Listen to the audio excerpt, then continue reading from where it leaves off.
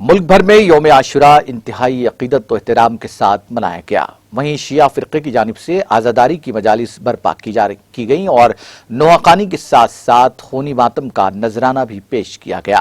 لکھنؤ شہر میں یوم عاشورہ کو روایتی انداز میں انعقاد عمل میں لایا گیا۔ مختلف علاموں اور عاشورخانوں میں مجالس کے ساتھ ساتھ ماتم کا نذرانہ پیش کرتے ہوئے اہل بیت سے محبت و عقیدت کا اظہار کیا گیا۔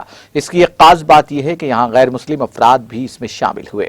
امام باڑے میں بھی 10 محرم کا نظارہ لائق دید رہا۔ ملک بھر میں منعقد ہونے والی محرم تقاریب میں کہیں سبیلیں سجائی جا رہی تھیں تو کہیں لوگوں کو طعام کا انتظام کروایا گیا۔